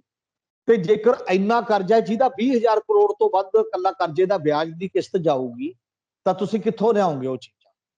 ਇਹ ਸਵਾਲ ਜਿਹੜਾ ਹੈ ਵੀ ਤੁਸੀਂ ਕਿਵੇਂ ਕਰੋਗੇ, ਇਹ ਮੁੱਦੇ ਨੇ, ਇਹ ਏਜੰਡਾ ਹੈ, ਇਹਨੂੰ ਫੋਲੋ ਕਿਵੇਂ ਕਰੋਗੇ, ਇਹ ਕੁਐਸਚਨ ਮਾਰਕ ਸਾਰੀਆਂ ਪਾਰਟੀਆਂ ਤੇ ਲੱਗਣਾ ਚਾਹੀਦਾ। ਅਗਲਾ ਸਟੈਪ ਇਹ ਹੋ ਸਕਦਾ। ਫਿਰ ਉਸ ਤੋਂ ਬਾਅਦ ਨੇੜੇ ਜਾ ਕੇ ਹੋ ਸਕਦਾ ਇੱਕ ਚਾਂਸ ਇਹ ਵੀ ਹੈ ਕਿ ਗਵਰਨਮੈਂਟ ਆਫ ਇੰਡੀਆ ਨਾਲ, ਕਿਉਂਕਿ ਯੂਪੀ ਉਹਦੇ ਲਈ ਬਹੁਤ ਮਾਇਨੇ ਰੱਖਦੀ ਹੈ, ਕੋਈ ਮਾਮਲਾ ਨਿਬੜ ਜੇ ਨੇੜੇ ਜਾਂਦਾ, ਹਜੇ ਬਹੁਤ ਸਮਾਂ ਪਿਆ। ਤੇ ਜੇ ਉਹ ਮਾਮਲਾ ਨਿਬੜ ਜਾਂਦਾ, ਫਿਰ ਵਾਕਈ ਕੋਈ ਮੰਚ ਦੇ ਰੂਪ ਦੇ ਵਿੱਚ, ਕੋਈ ਗਰੁੱਪ ਦੇ ਰੂਪ ਦੇ ਵਿੱਚ ਇੱਕ ਧਿਰ ਆ ਜੂਗੀ ਪੰਜਾਬ 'ਚ, ਕੋਈ ਬੜੀ ਗੱਲ ਨਹੀਂ ਹੈ, ਫਿਰ ਚਾਂਸ ਜ਼ਿਆਦਾ ਨੇ। ਤੇ ਜੇਕਰ ਨਹੀਂ ਹਜੇ ਨਿਬੜਦਾ, 22 ਲੰਘ ਜਾਂਦੀ ਹੈ, ਤਾਂ 22 ਤੋਂ ਪਹਿਲਾਂ ਫਿਰ ਮੋਰਚੇ ਨੂੰ ਫਿਰ ਨੇੜੇ ਜਾ ਕੇ ਕੋਈ ਸਟੈਂਡ ਕੁਝ ਕਰਨਾ ਪਊਗਾ, ਕਿ ਰਵਾਇਤੀ ਧਿਰਾਂ ਜਾਂ ਦੂਜੀਆਂ ਧਿਰਾਂ ਦੇ ਵਿੱਚੋਂ ਕੀ ਫੈਸਲਾ ਕਰਨ। ਉਹ ਉਹਦੇ ਤੇ ਵੀ ਇਹ ਬਹੁਤ ਬੜੀ ਫਸੀ ਹੋਈ ਗੱਲ ਹੁੰਦੀ ਹੈ, ਸੌਖੀ ਨਹੀਂ ਹੁੰਦੀ ਆਗੂਆਂ ਦੇ ਵਾਸਤੇ। ਪਰ ਮੈਨੂੰ ਲੱਗਦਾ ਕਿ ਆਗੂਆਂ ਨੂੰ ਟਾਈਮ ਦੇਣਾ ਚਾਹੀਦਾ ਲੋਕਾਂ ਨੂੰ, ਕਿ ਉਹ ਆਪਣੇ ਸਾਰੇ ਕਮਜ਼ੋਰ ਤੇ ਮਜ਼ਬੂਤ ਪੱਖ ਸੋਚਦੇ ਹੋਏ ਇਸ ਗੱਲ ਨਾਲ ਲੋਕਾਂ ਨੂੰ ਪਹਿਲਾਂ ਜਾਗਰੂਕ ਕਰਨ ਏਜੰਡੇ ਦੇ ਤੌਰ ਤੇ, ਫਿਰ ਲੋਕਾਂ ਦਾ ਵੀ ਰਾਏ ਸੁਣਨ ਤੇ ਇੱਕ ਮਤ ਹੋ ਕੇ ਕੋਈ ਉਸ ਪੱਧਰ ਤੇ ਜਿਹੜਾ ਕੋਈ ਨਾ ਕੋਈ ਫੈਸਲਾ ਇਹੋ ਜਿਹਾ ਕਰਨ। ਔਰ ਪਹਿਲਾਂ ਆਪਾਂ ਨੂੰ ਪਤਾ ਹੈ ਕਿ ਬਖਰੇਵੇਂ ਨੇ ਬਹੁਤ ਜ਼ਿਆਦਾ, 32 ਜਥੇਬੰਦੀਆਂ ਨੇ, ਉਹਨਾਂ ਦੀ ਬੈਕਗਰਾਉਂਡ ਵੀ ਵੱਖ-ਵੱਖ ਹੈ, ਪਰ 32 ਦੀ ਬੈਕਗਰਾਉਂਡ ਵੱਖ-ਵੱਖ ਹੋਣ ਦੇ ਬਾਵਜੂਦ ਇੱਕ ਘੱਟੋ ਘੱਟ ਪ੍ਰੋਗਰਾਮ ਤੇ ਉਹ ਸਹਿਮਤ ਨੇ। ਇਦੋਂ ਬਾਅਦ ਫਿਰ ਉਹਨਾਂ 'ਚ ਇਵੋਲਵ ਵੀ ਹੋਇਆ। ਕੱਲਾ ਇਹ ਨਹੀਂ ਕਿ ਜਿੱਥੇ ਜਿੱਦਣ ਗਏ ਸੀ 26 ਜਨਵਰੀ ਉੱਥੇ ਖੜੇ ਨੇ ਉਹ 26 ਨਵੰਬਰ ਤੇ ਉਦੋਂ ਬਹੁਤ ਕੁਝ ਬਦਲੇ ਆ। ਉਹਨਾਂ 'ਚ ਯੂਨਿਟੀ ਦਾ ਲੈਵਲ ਵੀ ਵਧਿਆ। ਇਸੇ ਲਈ ਸਾਂਝਾ ਫੈਸਲਾ ਹੋਇਆ ਵੀ ਚਲੋ ਬੀਜੇਪੀ ਦੇ ਖਿਲਾਫ ਆਪਾਂ ਦੇਸ਼ ਪੱਧਰ ਤੇ ਚੱਲੀਏ। ਕਈ ਜਥੇਬੰਦੀਆਂ ਚਾਹੁੰਦੀਆਂ ਹੀ ਨਹੀਂ ਸੀ ਕਿ ਆਪਾਂ ਚੋਣਾਂ 'ਚ ਕੁਝ ਵੀ ਨਹੀਂ ਕਰਨਾ, ਪਰ ਉਹ ਸਾਰੀ ਸਹਿਮਤ ਹੋਈਆਂ ਕਿ ਹਾਂ ਬੀਜੇਪੀ ਨੂੰ ਡੈਂਟ ਪਾਉਣ ਲਈ ਅੱਗੇ ਜਾਣਾ ਚਾਹੀਦਾ। ਔਰ ਚਲਦੇ ਚਲਦੇ ਜਿਹੜੇ ਲੋਕਾਂ ਦੀਆਂ ਭਾਵਨਾਵਾਂ ਹੋਣਗੀਆਂ, ਸ਼ਾਇਦ ਉਹ ਦਬਾਅ ਵੀ, ਉਹ ਸਮਝਦਾਰੀ ਵੀ ਹੌਲੀ ਹੌਲੀ ਕਿਸਾਨ ਜਥੇਬੰਦੀਆਂ ਤੋਂ ਕੋਈ ਨਾ ਕੋਈ ਚੀਜ਼ ਸਾਹਮਣੇ ਆਏਗੀ ਔਰ ਉਹ ਚੀਜ਼ ਜਿਹੜੀ ਹੋਏਗੀ ਔਰ ਉਹ ਪੰਜਾਬ ਦੇ ਫਾਇਦੇ ਦੇ ਵਿੱਚ ਹੋਏਗੀ। ਔਰ ਅਜੇ ਟਾਈਮ ਕਾਫੀ ਪਿਆ, ਇਮੀਡੀਏਟ ਐਡਾ ਪ੍ਰੈਸ਼ਰ ਪਾਉਣ ਦੀ ਗੱਲ ਦਾ ਸਵਾਲ ਨਹੀਂ ਹੈ। ਮੇਰਾ ਖਿਆਲ ਹੈ ਜਿਹੜੇ ਵੀ ਲੋਕਾਂ ਕੋਲ ਜੋ ਸੁਝਾਅ ਨੇ ਉਹ ਸੁਝਾਅ ਰੱਖਣੇ ਚਾਹੀਦੇ ਨੇ ਤੇ ਉਹ ਸੁਝਾਵਾਂ ਤੇ ਫੈਸਲਾ ਕਰਨ ਦਾ ਹੱਕ ਉਸ ਲੀਡਰਸ਼ਿਪ ਦੇ ਕੋਲੇ ਰਾਖਵਾਂ ਰਹਿਣਾ ਚਾਹੀਦਾ। ਬਿਲਕੁਲ ਬਿਲकुल बिल्कुल ਹਮੀਰ ਸਿੰਘ ਜੀ, ਜਿਸ ਤਰ੍ਹਾਂ ਕਿਸਾਨੀ ਅੰਦੋਲਨ, ਠੀਕ ਹੈ, ਇਹਨਾਂ ਨੇ ਇੱਕ ਚੋਣ ਪਿੰਡ ਦੇ ਵਿੱਚ ਕੁੱਦਣਾ ਕਿ ਨਹੀਂ ਉਹ ਬਾਅਦ ਦੇ ਵਿੱਚ ਫੈਸਲਾ ਹੋਏਗਾ, ਪਰ ਜਿਵੇਂ ਆਪਾਂ ਤਸਵੀਰਾਂ ਹਰ ਰੋਜ਼ ਦੇਖਦੇ ਆ ਬੀਜੇਪੀ ਦੇ ਆਗੂਆਂ ਦਾ ਘਿਰਾਓ ਜਿਹੜਾ ਉਹ ਇੱਕ ਹਿੰਸਕ ਰੂਪ ਵੀ ਧਾਰਨ ਕਰ ਜਾਂਦਾ। ਆਪਾਂ ਦੇਖਿਆ ਕਿ ਕਦੇ ਕਿਸੇ ਦੇ ਕੱਪੜੇ ਪਾੜ ਤੇ ਹੱਥੋਂ ਪਾਈ ਹੋ ਗਏ। ਜੋ ਤਸਵੀਰਾਂ ਆਪਣੀਆਂ ਰਾਜਪੁਰੇ ਤੋਂ ਸਾਹਮਣੇ ਆਈਆਂ ਉਹ ਵੀ ਇੱਕ ਇਹੋ ਜਿਹੀਆਂ ਸੀਗੀਆਂ ਕਿ ਜਿਹਦੇ ਨਾਲ ਚਰਚਾ ਇਹ ਰਹੀ ਕਿ ਕਿਸਾਨ ਹੁਣ ਹਿੰਸਕ ਹੁੰਦੇ ਨਜ਼ਰ ਆ ਰਹੇ ਨੇ। ਜਦੋਂ ਕਿਸਾਨ ਕਿਸਾਨੀ ਅੰਦੋਲਨ ਤੋਂ ਬਾਹਰ ਜਨ ਅੰਦੋਲਨ ਦੀ ਗੱਲ ਕਰਦੇ ਨੇ ਹੁਣ ਕਿ ਅਸੀਂ ਲੋਕਾਂ ਦੇ ਮੁੱਦਿਆਂ ਨੂੰ ਵੀ ਉਭਾਰਾਂਗੇ, ਤਾਂ ਉਹਦੇ ਵਿੱਚ ਫਿਰ ਲੋਕਾਂ ਦੇ ਵਿੱਚ ਚਰਚਾ ਛੱਡਣੀ ਲਾਜ਼ਮੀ ਹੈ ਕਿ ਆਖਿਰਕਾਰ ਕੀ ਇਹ ਮੁੱਦੇ ਤੋਂ ਬਾਹਰ ਤਾਂ ਨਹੀਂ ਜਾ ਰਹੇ, ਕਿ ਇਹ ਆਪਣੇ ਮੁੱਦੇ ਤੋਂ ਪਾਸੇ ਹਟ ਕੇ ਸਿਆਸੀ ਪਿੜ ਦੇ ਵਿੱਚ ਕੁੱਦਣ ਦੇ ਲਈ ਕੋਈ ਇਹੋ ਜਿਹੀ ਚਾਰਾਜੋਈ ਤਾਂ ਨਹੀਂ ਕਰ ਰਹੇ ਕਿ ਬੀਜੇਪੀ ਦੇ ਲੀਡਰਾਂ ਨੂੰ ਇਸ ਕਦਰ ਮਤਲਬ ਕਿ ਹਿੰਸਕ ਹੋ ਕੇ ਟੱਕਰਨਾ। ਨਹੀਂ, ਮੈਨੂੰ ਨਹੀਂ ਲੱਗਦਾ ਕਿਸਾਨ ਅੰਦੋਲਨ ਕਿਤੇ ਹਿੰਸਕ ਹੋਇਆ। ਹਿੰਸਾ ਕਿੱਥੇ ਹੈ? ਕਿਸੇ ਦੇ ਝਰੀਟ ਨਹੀਂ ਵੱਜੀ, ਕਿਸੇ ਦੇ ਡਾਂਗ ਸੋਟੀ ਨਹੀਂ ਵੱਜੀ, ਕਿਸੇ ਦੇ ਗੋਲੀ ਨਹੀਂ ਵੱਜੀ, ਕਿਸੇ ਦੇ ਕੁਛ ਗੱਲ ਨਹੀਂ ਆ। ਰਾਜਪੁਰੇ ਵਾਲੀ ਘਟਨਾ 'ਚ ਇੱਕ ਵੀ ਵੀਡੀਓ ਕੋਈ ਸਾਹਮਣੇ ਆਈ ਕਿਸੇ ਨੇ ਡਾਂਗ ਮਾਰੀ ਹੋਵੇ, ਕਿਸੇ ਨੇ ਕੁਛ ਵੀ ਕੀਤਾ ਹੋਵੇ? ਇਹ ਪ੍ਰਸ਼ਾਸਨ ਦੀ ਨਲਾਇਕੀ ਹੋ ਸਕਦੀ ਹੈ ਅਲੱਗ ਲੈਵਲ ਦੀ। ਔਰ ਉਹ ਸਾਰੇ ਕਹਿ ਰਹੇ ਨੇ ਪੁਲਿਸ ਤੇ ਵੀ ਡਲਾ ਜਿਹੜਾ ਰੋੜਾ ਆਇਆ ਉੱਪਰੋਂ ਕੋਠੇ ਤੋਂ ਆਇਆ, ਜਿਹੜੀ ਕੋਠੀ ਦਾ ਘਰਾਓ ਕੀਤਾ ਜਾ ਰਿਹਾ। ਪੀਸਫੁਲ ਬਾਹਰ ਬੈਠੇ ਹੋਏ ਬੰਦੇ ਨੇ ਤੇ ਉਹਦੇ ਨਾਲ ਕੋਈ ਇਹੋ ਜਿਹੀ ਗੱਲ ਤਾਂ ਨਹੀਂ ਹੋਈ ਨਾ ਕਿ ਜਿਹਦੇ ਨਾਲ ਇਹ ਗੱਲ ਹੋਈ। ਔਰ ਕਿਸਾਨ ਇਹ ਕਹਿ ਰਹੇ ਸੀ ਪਹਿਲਾ ਘਰਾਓ ਹੋ ਗਿਆ ਕਿ ਉਹਨੇ ਜਿਹੜੀਆਂ ਕਿਸਾਨ ਆਗੂ ਬੀਬੀਆਂ ਨੇ ਉਹਦੇ ਬਾਰੇ ਮੰਦੇ ਸ਼ਬਦ ਬੋਲੇ ਨੇ, ਉਹਦੇ ਲਈ ਮਾਫੀ ਮੰਗੋ। ਔਰ ਜੇ ਮੰਦੇ ਸ਼ਬਦਾਵਲੀ ਜਿਹੜੀ ਜੇਕਰ ਇਸ ਲੈਵਲ ਦੀ ਬੋਲੀ ਜਾਂਦੀ ਹੈ ਤਾਂ ਗਲਤ ਗੱਲ ਹੈ, ਉਹ ਪੀਸਫੁਲੀ ਹੱਲ ਕਰਨਾ ਚਾਹੀਦਾ। ਔਰ ਮੈਨੂੰ ਨਹੀਂ ਲੱਗਦਾ ਕਿ ਹਿੰਸਾ ਇਸ ਮੋਰਚੇ ਦੀ ਸਭ ਤੋਂ ਵੱਡੀ ਪ੍ਰਾਪਤੀ ਸ਼ਾਂਤਮਈ ਹੋਣਾ ਹੈ। ਜਿੱਥੇ ਬਾਕੀ ਚੀਜ਼ਾਂ ਦੇ ਗੱਲ ਹੈ ਸ਼ਾਂਤਮਈ ਰਹਿਣਾ, ਤੇ ਇਹ ਸਭ ਤੋਂ ਬੜੀ ਪ੍ਰਾਪਤੀ। ਔਰ ਕਿਸਾਨ ਸੰਯੁਕਤ ਕਿਸਾਨ ਮੋਰਚਾ ਬਾਰ-ਬਾਰ ਕਹਿ ਰਿਹਾ ਕਿ ਅਸੀਂ ਸ਼ਾਂਤਮਈ ਸੀ, ਹਾਂ ਤੇ ਰਹਾਂਗੇ। ਛਿਟਪੁੱਟ ਘਟਨਾਵਾਂ ਮੇਨ ਚੀਜ਼ ਨਹੀਂ ਬਣ ਜਾਂਦੀਆਂ। ਈਵਨ ਉੱਥੇ ਕੱਪੜੇ ਪਾੜੇ ਸੀ ਜਿਹੜੇ ਅਬੋਹਰ ਦੇ ਵਿੱਚ ਜਾ ਕੇ ਉਸ ਪੱਧਰ ਦੇ ਉੱਤੇ, ਤੇ ਉਦੋਂ ਵੀ ਕਿਸਾਨ ਲੀਡਰਾਂ ਨੇ ਗ੍ਰਿਫਤਾਰੀਆਂ ਦੇਤੀਆਂ, ਉਹ ਅੰਦਰੋਂ ਜ਼ਮਾਨਤ ਕਰਾ ਕੇ ਬਾਹਰ ਆਏ ਨੇ। ਕੋਈ ਹਿੰਸਾ ਭੜਕਦੀ ਫਿਰ ਤਾਂ ਬੰਦੇ ਉਦੋਂ ਬਾਅਦ ਵੀ ਕਿੱਡੀ ਕੁ ਵੱਡੀ ਗੱਲ ਹੈ ਜਦੋਂ ਹਜੂਮ ਹੁੰਦਾ। ਜੇ ਭੀੜ ਹੋਵੇ ਨਾ, ਹਿੰਸਾ ਹੁੰਦੀ ਹੈ ਹਜੂਮੀ ਹਿੰਸਾ ਜਿਹੜੀ ਬੀਜੇਪੀ ਦੀ ਹਿੰਦੂ ਤਵੀ ਭੀੜ ਯੂਪੀ 'ਚ ਕਰਦੀ ਹੈ, ਰੇਲ ਗੱਡੀਆਂ 'ਚ ਕਰਦੀ ਹੈ, ਵੱਖ-ਵੱਖ ਜਗ੍ਹਾ ਕਰਦੀ ਹੈ, ਬੰਦੇ ਮਾਰ ਕੇ ਵੀ ਉਹ ਕਹਿੰਦੇ ਨੇ ਵੀ ਠੀਕ ਹੈ ਜੀ, ਔਰ ਬੀਜੇਪੀ ਉਹਦੀ ਮਦਦ ਕਰਦੀ ਹੈ। ਕਿਸਾਨ ਅੰਦੋਲਨ ਦੀ ਲੀਡਰਸ਼ਿਪ ਨੇ ਕਿਸੇ ਵੀ ਹਿੰਸਕ ਘਟਨਾ ਦੀ ਸਪੋਰਟ ਨਹੀਂ ਕੀਤੀ ਹੈ ਔਰ ਉਸ ਗੱਲ ਕਰਕੇ ਕਿ ਡੈਮੋਕ੍ਰੇਟ ਰਹਿਣਾ। ਹੁਣ ਅਗਲੀ ਗੱਲ ਇਹ ਹੈ ਕਿ ਇੱਕ ਪਾਸੇ ਕਿਸਾਨ ਕੀ ਕਹਿ ਰਹੇ ਬੀਜੇਪੀ ਦੇ ਲੀਡਰਾਂ ਨੂੰ, ਉਹ ਕਹਿ ਰਹੇ ਨੇ ਕਿ ਤੁਸੀਂ ਪੰਜਾਬ ਦੇ ਵਿੱਚ ਰਹਿੰਦੇ, ਪੰਜਾਬ ਦਾ ਹੀ ਅੰਨ ਪਾਣੀ ਖਾਂਦੇ, ਪੰਜਾਬ ਦੀ ਔਰ ਹਰਿਆਣੇ ਦੀ ਖੇਤੀ ਹੈ ਜਿਹੜੀ ਉਹ ਉਜੜਦੀ ਨਜ਼ਰ ਆ ਰਹੀ ਹੈ। ਤੁਸੀਂ ਘੱਟੋ ਘੱਟ ਆਪਣੀ ਸੈਂਟਰਲ ਲੀਡਰਸ਼ਿਪ ਤੇ ਜਾ ਕੇ ਇਹ ਤਾਂ ਕਹੋ ਕਿ ਮਾਮਲਾ ਗੱਲਬਾਤ ਰਾਹੀਂ ਹੱਲ ਕਰ ਦਿਓ। ਤੁਸੀਂ ਇਹ ਦਬਾਅ ਪਾਉਣ ਦੀ ਬਜਾਏ ਆਪਣੀ ਲੀਡਰਸ਼ਿਪ ਤੇ ਜਾ ਕੇ ਤੁਸੀਂ ਮੁੜ ਕੇ ਉਕਸਾ ਰਹੇ ਹੋ ਕਿਸਾਨ ਅੰਦੋਲਨ ਦੇ ਬੰਦਿਆਂ ਨੂੰ ਵੀ ਤੁਸੀਂ ਕਹਿੰਦੇ ਹੋ ਨਾ ਕਿ ਅਸੀਂ ਘਰਾਓ ਕਰਾਂਗੇ, ਅਸੀਂ ਮੀਟਿੰਗਾਂ ਕਰਾਂਗੇ, ਸਾਡਾ ਕਰਕੇ ਦਿਖਾਓ ਜੋ ਕਰਦੇ। ਜੇ ਹਰਿਆਣੇ ਦੇ ਵਿੱਚ ਚੀਫ ਮਿਨਿਸਟਰ ਤੇ ਹਰਿਆਣੇ ਦੇ ਮੰਤਰੀ ਆਪਣੇ ਦੌਰੇ ਰੱਦ ਕਰ ਸਕਦੇ ਨੇ ਕਿਸਾਨ ਅੰਦੋਲਨ ਕਰਕੇ, ਪੰਜਾਬ 'ਚ ਤਾਂ ਜੇ ਲੱਲਾ ਖੱਖਾ ਵੀ ਬੀਜੇਪੀ ਦਾ ਹੈ ਨਹੀਂ ਕੋਈ ਬਹੁਤ ਜ਼ਿਆਦਾ ਕਿਤੇ ਕਿ ਉਹ ਸੱਤਾ 'ਚ ਹੈ ਜਾਂ ਸੱਤਾਧਾਰੀ ਜਾਂ ਉਸ ਲੈਵਲ ਦੀ ਗੱਲ ਕਰਦੀ ਹੈ। ਮੈਨੂੰ ਲੱਗਦਾ ਕਿ ਜਿਹੜਾ ਇੱਕ ਸੋਸ਼ਲ ਫੈਬਰਿਕ ਹੁੰਦਾ, ਭਾਈਚਾਰਾ ਹੁੰਦਾ, ਇਹ ਸਿਆਸਤ ਤੋਂ ਉੱਪਰ ਹੋਣਾ ਚਾਹੀਦਾ ਬਹੁਤ ਵੱਡੇ ਪੱਧਰ ਦੇ ਉੱਤੇ। ਔਰ ਉਹਨਾਂ ਨੂੰ ਇਹ ਕਹਿਣਾ ਚਾਹੀਦਾ ਜਾ ਕੇ ਗਵਰਨਮੈਂਟ ਨੂੰ ਵੀ ਚਾਹੇ ਇਹਨਾਂ ਦੀ ਗਲਤੀ ਉਹਨਾਂ ਦੀ, ਉਹ ਨਾ ਕਹਿਣ ਕਿ ਅਸੀਂ ਤੁਹਾਡੇ ਕਾਨੂੰਨਾਂ ਦੇ ਪੱਖ 'ਚ ਹਾਂ, ਪਰ ਇਹ ਤਾਂ ਕਹਿਣ ਗੱਲਬਾਤ ਲਈ ਸੱਦੋ। ਇਹ ਕੀਤਾ ਜਾਂਦਾ ਕਿ ਕਿਸਾਨ ਅੰਦੋਲਨ ਹਿੰਸਕ ਹੈ। ਬੀਜੇਪੀ ਜਿਹੜੀ ਹੈ ਉਹ ਭੂਮਿਕਾ ਨਹੀਂ ਨਿਭਾ ਰਹੀ ਆਪਣੀ, ਜਿਹੜੀ ਸਥਾਨਕ ਲੀਡਰਸ਼ਿਪ ਉਹਦੀ ਇਹ ਜ਼ਿੰਮੇਵਾਰੀ ਬਣਦੀ ਹੈ। ਜਿਵੇਂ ਹਰਿਆਣੇ 'ਚ ਖੱਟਰ ਬਿਆਨ ਦੇਣ ਦਾ ਗੱਲਬਾਤ ਨਹੀਂ, ਇੱਥੇ ਵਾਲੇ ਬੰਦੇ ਕਹਿੰਦੇ ਗੱਲਬਾਤ ਨਹੀਂ, ਉਹਨਾਂ ਨੂੰ ਕੌਣ ਪੁੱਛਦਾ? ਇੱਥੇ ਕੇਂਦਰ ਲੈਵਲ ਦੇ ਉੱਤੇ ਕਿਸੇ ਮੰਤਰੀ ਦੀ ਸੱਦ ਪੁੱਛਣੀ ਹੈ, ਕੇਂਦਰੀ ਦੀ, ਤੁਹਾਨੂੰ ਤਾਂ ਕੋਈ ਪੁੱਛਦਾ ਨਹੀਂ। ਤੁਸੀਂ ਉਹ ਗੱਲਾਂ ਬਾਰ-ਬਾਰ ਤੋਤਾ ਰੱਟ ਲਾ ਰਹੇ ਹੋ, ਉਹਦਾ ਮਤਲਬ ਉਕਸਾ ਰਹੇ ਹੋ ਜਿਹੜੇ ਕਿਸਾਨ ਬੈਠੇ ਹੋਏ ਨੇ। ਅਗਲਾ ਕਹਿੰਦਾ ਤੁਸੀਂ ਚੜਾ ਰਹੇ ਹੋ ਸਾਨੂੰ ਕਿ ਅਸੀਂ ਉਹੋ ਜਿਹਾ ਕੰਮ ਕਰੀਏ। ਔਰ ਇਹ ਬਹੁਤ ਜਿਹੜਾ ਸਮਾਜਿਕ ਇੱਕ ਭਾਈਚਾਰਾ ਹੁੰਦਾ ਹੈ, ਉਹ ਸਿਆਸਤ ਨਾਲੋਂ ਵੱਡੇ ਰੂਪ 'ਚ ਲੈਣਾ ਚਾਹੀਦਾ, ਕਿਉਂਕਿ ਸਭ ਨੇ ਇੱਥੇ ਹੀ ਰਹਿਣਾ, ਉਸ ਤੋਂ ਬਾਅਦ ਵੀ ਇੱਥੇ ਰਹਿਣਾ। ਤੇ ਇਦੋਂ ਪਹਿਲਾਂ ਵੀ ਇੱਥੇ ਹੀ ਰਹਿ ਰਹੇ ਹਾਂ। ਤੇ ਜੋ ਵਾਜਬ ਗੱਲ ਹੁੰਦੀ ਆ ਉਹ ਕਰਨੀ ਚਾਹੀਦੀ ਹੈ। ਉਹਨਾਂ ਨੂੰ ਕਹਿਣਾ ਚਾਹੀਦਾ ਕਿ ਗੱਲ ਸੁਣੋ, ਫੈਸਲਾ ਕੀ ਹੋਣਾ ਹੈ ਉਹ ਕਿਸਾਨਾਂ ਦੇ ਆਗੂ ਤੇ ਕੇਂਦਰ ਸਰਕਾਰ ਦੇ ਵਿੱਚ ਹੋਣਾ ਹੈ। ਕੀ ਹੋਣਾ ਉਹ ਨਾ ਕਹਿਣ, ਪਰ ਇਸ ਗੱਲ ਲਈ ਤਾਂ ਦਬਾਅ ਪਾਉਣ ਆਪਣੀ ਸਰਕਾਰ ਤੇ ਕਿ ਤੁਸੀਂ ਗੱਲ ਹੀ ਨਾ ਕਰੋ 22 ਜਨਵਰੀ ਤੋਂ ਲੈ ਕੇ ਅੱਜ ਤੱਕ। ਇਹ ਕਿਹੜਾ ਜਮਹੂਰੀ ਦੇਸ਼ ਆ ਜਿੱਥੇ ਕੋਈ ਗਵਰਨਮੈਂਟ ਐਡੇ ਵੱਡੀ ਗਿਣਤੀ 'ਚ ਬੈਠੇ ਆਪਣੇ ਨਾਗਰਿਕਾਂ ਨਾਲ ਗੱਲ ਕਰਨ ਲਈ ਤਿਆਰ ਨਾ ਹੋਵੇ ਤੇ ਕੇਵਲ ਜੁਮਲੇਬਾਜ਼ੀ ਕਰੇ ਤੇ ਲਿਫਾਫੇਬਾਜ਼ੀ ਕਰੇ। ਤੇ ਉਹਦੇ ਨਾਲ ਜੁੜੇ ਹੋਏ ਜਿਹੜੇ ਬੰਦੇ ਨੇ ਉਹਨਾਂ ਖਿੱਤਿਆਂ ਦੇ ਵਿੱਚ ਰਹਿੰਦੇ ਹੋਏ ਉਹ ਵੀ ਉਹਦੀ ਚਾਪਲੂਸੀ ਹੀ ਕਰਨ, ਵਾਜਬ ਤੇ ਇਨਸਾਫ ਪਸੰਦ ਗੱਲ ਨਾ ਕਰਨ। ਇਹ ਤਾਂ ਫਿਰ ਇਨਸਾਫ ਨਹੀਂ ਨਾ। ਜੇ ਜਿੱਧਰ ਬੇਇਨਸਾਫੀ ਹੁੰਦੀ ਹੈ ਸਭ ਤੋਂ ਵੱਡੀ ਭੂਮਿਕਾ ਹਿੰਸਾ 'ਚ ਉਹਦੀ ਹੁੰਦੀ, ਨਾ ਕਿ ਜਿਹਦੇ ਨਾਲ ਬੇਇਨਸਾਫੀ ਹੁੰਦੀ ਹੈ ਉਹਦੀ ਹੁੰਦੀ। ਸਾਡੇ ਬਲੇਮ ਦਾ ਵਿਕਟਮ ਇੱਕ ਥਿਉਰੀ ਚੱਲਦੀ ਹੈ ਕਿ ਪਹਿਲਾਂ ਅਸੀਂ ਬੰਦੇ ਨੂੰ ਪੀੜਤ ਕਰਦੇ ਆ, ਉਹਨੂੰ ਕੰਧ ਨਾਲ ਲਾ ਦਿੰਦੇ ਆ, ਉਹਨੂੰ ਮਜਬੂਰ ਕਰ ਦਿੰਦੇ ਆ ਕਿ ਉਹ ਮੁੜ ਕੇ ਕੁਝ ਕਹੇ, ਫਿਰ ਉਹਨੂੰ ਹੀ ਕਹਿ ਦਿੰਦੇ ਆ ਕਿ ਦੇਖੋ ਜੀ ਇਹ ਹਿੰਸਾ ਕਰ ਰਿਹਾ, ਹਿੰਸਾ ਕਰ। ਤੇ ਇਸ ਲਈ ਸਟੇਟ ਦੀ ਜਿਹੜੀ ਹਿੰਸਾ ਦਾ ਸਵਾਲ ਹੈ ਜਾਂ ਦੂਜਾ ਕੁਐਸਚਨ ਹੈ, ਇਹ ਸਭ ਤੋਂ ਬੜਾ ਸਵਾਲ ਹੈ। ਇਹ ਬੀਜੇਪੀ ਨੂੰ ਵੀ ਤੇ ਬਾਕੀ ਲੋਕਾਂ ਨੂੰ ਵੀ ਸਮਝਣ ਦੀ ਲੋੜ ਹੈ। ਬਿਲਕੁਲ ਬਿਲਕੁਲ। ਹਮੀਰ ਸਿੰਘ ਜੀ, ਜਦੋਂ ਅੱਜ ਕਿਸਾਨਾਂ ਨੂੰ ਕਿਹਾ ਜਾਂਦਾ ਕਿ ਤੁਸੀਂ ਆਪਣੀ ਸਿਆਸੀ ਧਿਰ ਖੜੀ ਕਰੋ ਤਾਂ ਲੋਕ ਆਧਾਰ ਬਣਾਉਂਦੇ ਨੇ, ਜਿਹੜੇ ਚਰਚਾ ਕਰਦੇ ਨੇ ਜਾਂ ਸੋਸ਼ਲ ਮੀਡੀਆ ਤੇ ਹੁੰਦੀ ਹੈ ਜਾਂ ਆਮ ਚਰਚਾ ਹੁੰਦੀ ਹੈ, ਉਹ ਕਹਿੰਦੇ ਕਿ ਜਦੋਂ ਸਰਕਾਰਾਂ ਤੁਹਾਡੀ ਗੱਲ ਸੁਣਨ ਨੂੰ ਤਿਆਰ ਨਹੀਂ, ਸਰਕਾਰਾਂ ਤੁਹਾਨੂੰ ਟਿੱਚ ਜਾਣਦੀਆਂ ਨੇ। ਅੱਜ 26 ਜਨਵਰੀ ਤੋਂ ਬਾਅਦ 7-8 ਮਹੀਨੇ ਤੋਂ ਉੱਪਰ ਦਾ ਸਮਾਂ ਹੋ ਚੁੱਕਿਆ। ਪਹਿਲਾਂ ਪ੍ਰੈਸ਼ਰ ਕਹਿੰਦੇ ਵੱਧ ਸੀ ਤੇ ਇਸ ਕਰਕੇ 12 ਦੌਰ ਦੀ ਗੱਲਬਾਤ ਹੋ ਗਈ। ਹੁਣ ਇਹੋ ਜਿਹਾ ਪ੍ਰੈਸ਼ਰ ਘਟਣ ਦਾ ਕਾਰਨ ਕੀ ਹੈ, ਉਹਨੂੰ ਵੀ ਘੋਖਣ ਦੀ ਜ਼ਰੂਰਤ ਹੈ ਕਿ ਸਰਕਾਰ ਦੇ ਉੱਤੇ ਪ੍ਰੈਸ਼ਰ ਬਣੇ। ਜੇ ਪ੍ਰੈਸ਼ਰ ਨਹੀਂ ਬਣ ਰਿਹਾ ਤਾਂ ਕਿਸਾਨ ਆਗੂਆਂ ਤੇ ਵੀ ਉਂਗਲ ਉੱਠ ਰਹੀ ਹੈ। ਮੇਰੀ ਵਿਕਲਪ ਚਾਰ ਜਿਹੜੇ ਕਿਸਾਨ ਆਗੂ ਨੇ, ਸੰਯੁਕਤ ਕਿਸਾਨ ਮੋਰਚੇ ਦੇ ਮੈਂਬਰ ਨੇ, ਉਹਨਾਂ ਨਾਲ ਇੰਟਰਵਿਊ ਹੋਈ ਸੀ। ਉਹਨਾਂ ਨੇ ਕਿਹਾ ਕਿ ਹੋ ਸਕਦਾ ਹੈ ਕਿ ਕਿਸਾਨਾਂ ਦਾ ਕੋਈ ਫ੍ਰੈਂਡਲੀ ਮੈਚ ਸਰਕਾਰ ਨਾਲ ਚੱਲਦਾ ਹੋਵੇ, ਜਿਹੜਾ ਉਹ ਇੱਕ ਇਹੋ ਜਿਹਾ ਸੁਨੇਹਾ ਜਿਵੇਂ 26 ਜਨਵਰੀ ਜਾਂ ਉਸ ਤੋਂ ਬਾਅਦ ਕੋਈ ਇਹੋ ਜਿਹੀ ਕਹਿੰਦੇ ਕਾਲ ਨਹੀਂ ਦੇ ਰਹੇ ਕਿ ਪਾਰਲੀਮੈਂਟ ਨੂੰ ਘਿਰਾਓ ਕਰਨਾ, ਕਹਿੰਦੇ ਸਿਰਫ ਕੂਚ ਕਰਨਾ, ਕੁਝ ਬੰਦਿਆਂ ਦਾ ਜਾਣਾ, ਇਹ ਕੋਈ ਪ੍ਰੈਸ਼ਰ ਨਹੀਂ। ਕਹਿੰਦੇ ਸਾਨੂੰ ਇੱਕ ਪ੍ਰੈਸ਼ਰ ਗਰੁੱਪ ਬਣਾ ਕੇ ਸਰਕਾਰ ਵੱਲ ਨੂੰ ਵਧਣਾ ਚਾਹੀਦਾ, ਤਾਂ ਹੀ ਇਹ ਕਾਨੂੰਨ ਰੱਦ ਹੋਣਗੇ, ਨਹੀਂ ਤਾਂ ਬੈਠੇ ਰਹੋ, ਸਰਕਾਰ ਵੀ ਬੈਠੀ ਹੈ, ਅਸੀਂ ਵੀ ਬੈਠੇ ਰਹਿਣਾ ਹੈ। ਇਸੇ ਲਈ ਸਿਆਸੀ ਧਿਰ ਦੀ ਆਵਾਜ਼ ਉੱਠਦੀ ਹੈ। ਮੈਨੂੰ ਲੱਗਦਾ ਜਿਹੜੇ ਲੋਕ ਇਹ ਸੁਝਾਅ ਦੇ ਰਹੇ ਨੇ, ਨਾ ਉਹਨਾਂ ਨੂੰ ਹਿਸਟਰੀ ਦਾ ਕੋਈ ਸਮਝ ਹੈ ਤੇ ਨਾ ਅੰਦੋਲਨਾਂ ਦੀ ਸਮਝ ਹੈ ਕਿਸੇ ਵੀ ਰੂਪ ਵਿੱਚ। ਜਿਹੜਾ ਅੰਦੋਲਨ ਉਹਨਾਂ ਨੂੰ ਪਤਾ ਹੋਣਾ ਚਾਹੀਦਾ, ਜਿਹੜੇ ਅੰਦੋਲਨ ਹੁੰਦੇ ਨੇ ਨਾ, ਉਹਨਾਂ ਨੇ ਨਹੀਂ ਦੇਖਿਆ 82 ਦੀਆਂ ਏਸ਼ੀਅਨ ਗੇਮਸ ਦਾ ਬਾਈਕਾਟ ਦਾ ਸੱਦਾ ਅਕਾਲੀ ਦਲ ਦੀ ਪੀਸਫੁਲ ਮੂਵਮੈਂਟ ਨੇ ਦਿੱਤਾ ਸੀ। ਜਿਵੇਂ ਟੋਟਲ ਸਿੱਖਾਂ ਦੀਆਂ ਪੱਗਾਂ ਲਈਆਂ ਦਿੱਲੀ ਜਾਣ ਦੇ ਰਸਤੇ ਦੇ ਵਿੱਚ, ਉਹਨੇ ਬਲੂ ਸਟਾਰ ਦਾ ਆਧਾਰ ਤਿਆਰ ਕਰਤਾ ਸੀ ਉਸ ਸਿਸਟਮ ਦੇ ਵਿੱਚ ਜਾਂਦੇ ਹੋਏ। ਕਿਉਂਕਿ ਗਵਰਨਮੈਂਟਾਂ ਕਿਸੇ ਵੀ ਹਜੂਮੀ ਭੀੜ ਦਾ ਨਾਮ ਲਾ ਕੇ ਉਦੋਂ ਤੁਰੰਤ ਬਾਅਦ ਤਸੱਦਦ ਵੀ ਕਰਦੀਆਂ ਨੇ ਤੇ ਸਮੁੱਚੇ ਦੇਸ਼ ਚੋਂ ਵੋਟਾਂ ਵੀ ਲਿਜਾਂਦੀਆਂ। ਔਰ ਐਡੇ ਵੱਡੇ ਪੱਧਰ ਤੇ ਬੰਦੇ ਮਾਰੇ ਗਏ, ਦਰਬਾਰ ਸਾਹਿਬ ਤੇ ਹਮਲਾ ਹੋਇਆ, 84 ਚ ਹਜ਼ਾਰਾਂ ਬੰਦਾ ਗਲਾਂ 'ਚ ਟਾਇਰ ਪਾ ਕੇ ਸਾੜਤਾ ਤੇ ਦਬਾਅ ਤੁਸੀਂ ਬਹੁਤ ਪਾਇਆ ਹਥਿਆਰਾਂ ਨਾਲ ਵੀ ਆਪਣੇ ਵੱਲੋਂ, ਤੇ ਤੁਸੀਂ ਹਜੂਮ ਵੀ ਗਾਗਾਂ ਵੀ ਲਾਤੀਆਂ। ਕੀ ਹੋਇਆ ਉਦੋਂ ਬਾਅਦ? ਉਦੋਂ ਬਾਅਦ ਹੋਇਆ ਕਿ ਪੰਜਾਬ ਦਾ ਕਿਸਾਨ ਤੇ ਮਜ਼ਦੂਰ 97 ਤੋਂ ਬਾਅਦ ਖੁਦਕੁਸ਼ੀ ਕਰਨ ਲੱਗ ਗਏ, ਜਿਹੜੇ ਪੰਜਾਬ 'ਚ ਖੁਦਕੁਸ਼ੀ ਦਾ ਨਾਂ ਨਹੀਂ ਸੀ। ਪੰਜਾਬ ਦਾ ਨੌਜਵਾਨ ਜਬਰੀ ਵਿਦੇਸ਼ ਭੱਜਣ ਲੱਗ ਗਿਆ। ਉਦੋਂ ਬਾਅਦ ਇਹ ਡਿਮੋਰਲਾਈਜੇਸ਼ਨ ਦਾ ਤਰੀਕਾ ਸੀ। ਤੇ ਉਦੋਂ ਬਾਅਦ ਇਹ ਹੋਇਆ ਕਿ ਕੋਈ ਪੋਲੀਟੀਕਲ ਧਿਰ ਖੜੀ ਨਹੀਂ ਹੋਈ, ਉਹੀ ਰਵਾਇਤੀ ਪਾਰਟੀਆਂ ਪੱਕੇ ਪੈਰੀ ਹੋ ਗਈਆਂ।